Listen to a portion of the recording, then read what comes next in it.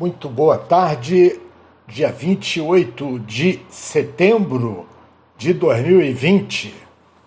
Aqui falando Silvio Ricardo Taboas. Tábuas para os íntimos.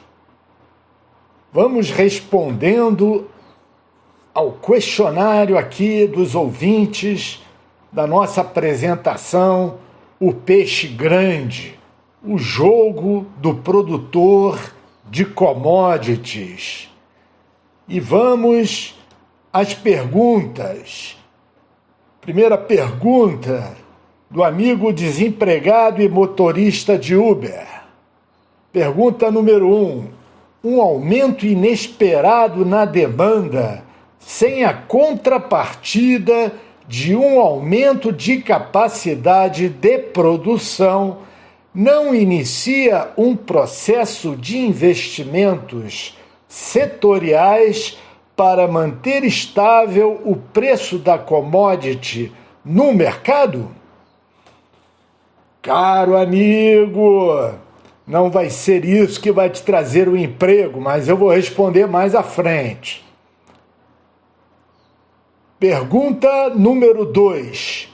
Se não houver novos entrantes, novos produtos substitutos, clientes mais rigorosos ou ainda movimentos de fusão e de aquisição, reestruturação setorial entre os produtores da commodity, o preço dela tem elevada chance de continuar o mesmo?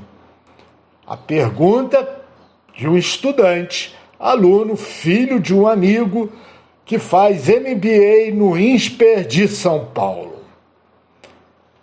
Muito boa pergunta, um pouco acadêmica, meu caro, mas muito boa pergunta.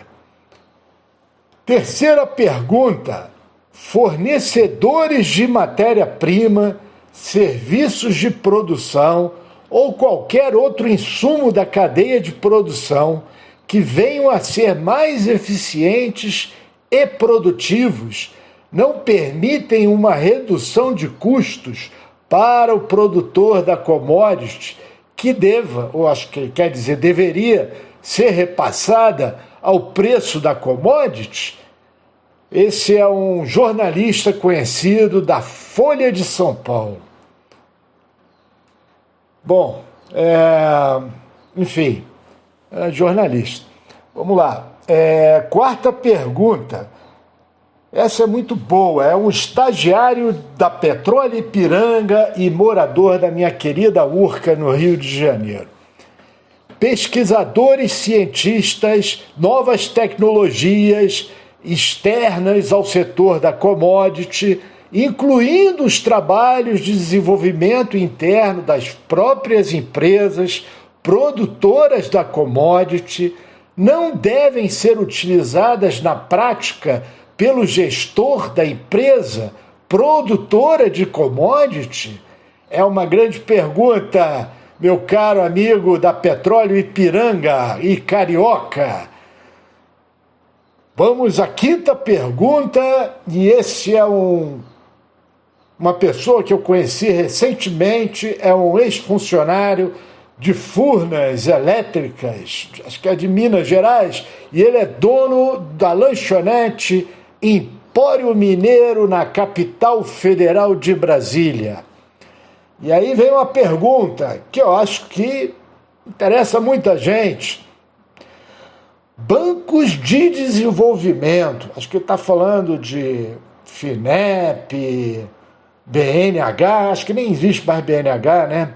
Então, bancos de desenvolvimento, fomento a novas empresas, startups, incentivo governamental para aumentar a produtividade da mão de obra, como treinamento e outros de cunho até mais sociais, não são válidos para as empresas de um setor de commodity? Acho que a pergunta é: para que tem, então, desenvolvimento, banco de desenvolvimento e essas coisas? É uma pergunta que, para quem já viu a apresentação, já sabe a resposta. E aí vem mais uma pergunta.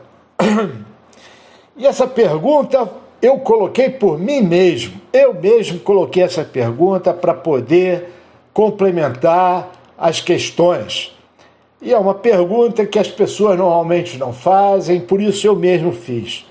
O que leva um setor produtor de commodities ir solicitar ao governo ou aqueles lobistas legislativos a alterarem impostos ou quaisquer mudanças no arcabouço regulatório operacional desse setor, do setor de commodities, da commodity em questão? Fui eu mesmo que coloquei essa pergunta. E eu vou responder ao final, junto com as outras todas, que eu vou repassar as respostas novamente, porque eu estou respondendo àqueles que já assistiram à apresentação O Peixe Grande. Pergunta número 7, de um pecuarista empresário do Mato Grosso do Sul e morador em São Paulo, capital. Por qual motivo, então, a sociedade brasileira tem dentro de si essa grande admiração por empresas como Petrobras, Vale, Eletrobras, produtores de soja, todo o agronegócio, se essas empresas são todas produtoras de commodities? Acho que a pergunta, continua a pergunta ainda, eu vou continuar. O dinheiro do BNDES e tantos impostos não pode alterar para melhor a possibilidade de novas empresas com maior conteúdo tecnológico e de serviços, gerando muito mais empregos? Vide a Embraer. Excelente pergunta do nosso empresário amigo pecuarista. Acho que ali a pergunta é: por que todo mundo admira tanto essas grandes empresas brasileiras? E, afinal de contas, a gente financia isso com o BNDES, Banco do Brasil, uma porção de empresas, a gente põe capital no agronegócio, tanta coisa que é feita, e, afinal de contas, estamos falando de um setor de commodities. A gente precisa... acho que é isso que é a pergunta dele. É uma pergunta excelente e eu acho que essa pergunta já valeu todo o programa que eu fiz aqui. Muito obrigado. Vamos para a penúltima pergunta. E essa aqui é um anônimo do LinkedIn.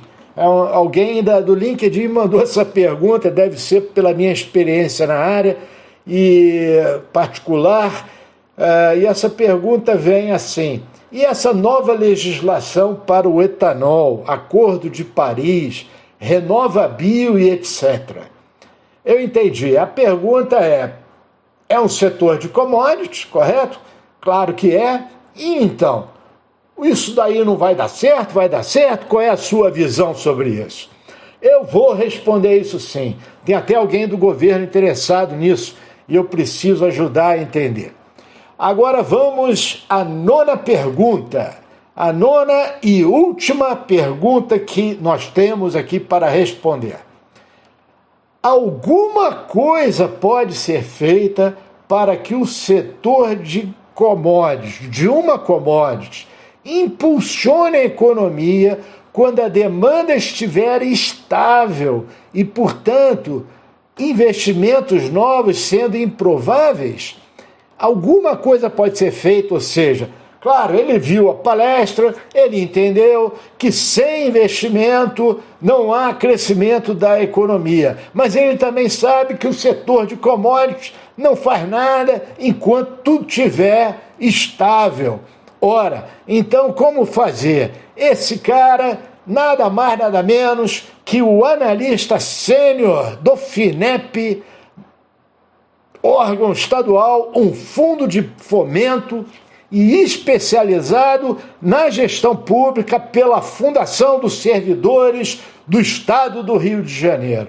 Uma grande formação do rapaz e vamos tentar responder todas junto com a nossa apresentação. Muito obrigado a todos, já foram aqui 10 minutos, vamos acompanhar com grande interesse a apresentação e as respostas.